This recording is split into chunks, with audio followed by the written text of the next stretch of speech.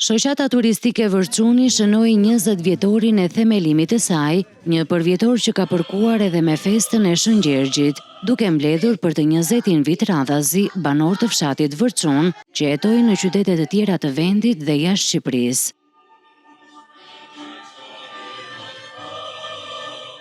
Nënkryetaria e Bashkisë Pogradec Entela Gusho vlerësoi rolin e shoqatës në ruajtjen e lidhjeve komunitare dhe bashkimin e banorëve përmes traditës dhe aktivitetit shoqëror. Kjo nuk është vetëm një festë për ju, po është për gjithë Bashkinë Pogradec, sepse kur bashkohen elementet e historisë, të kulturës, të traditës, e ku ka më bukur se sa të festosh bashkë.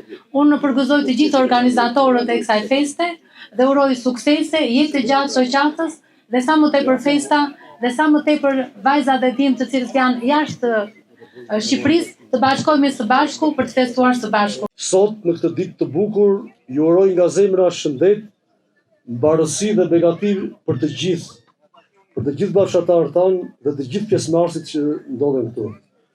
Le të jetë kjo ditë një moment që na bashkon të gjithëve për të rodhur traditat tona të bukura, për të përcjellë brezave të ardhshëm këto tradita. Për shumë nga të pranishmit që jetojnë larg vendlindjes, kjo festë u kthye në një moment të fortë shmallje me bashkëshatarët dhe tokën e origjinës, duke dëshmuar se kjo traditë vazhdon të mbajë të gjallë lidhjen me fshatin. Ne jemi rritur këtu dhe vim për festën, respektojmë festën e Shëngjergjit. Lidhena edhe shkëmbejmë, mendime, dashuri, respekt, se vitet ikin, jeta është e shkurtër. Shumë bukur, më pëlqen, edhe mbaj qefi që e mbani të traditën e zonës,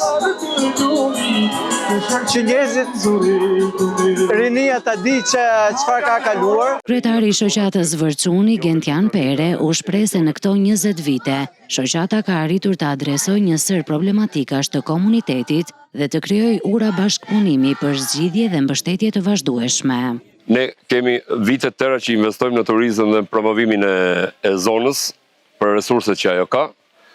Dhe aktualisht themi që kemi arritur pjesën të madhe të objektivave që ne kishim vendosur për kthimin e vërçunakëve në vendlindjen e tyre.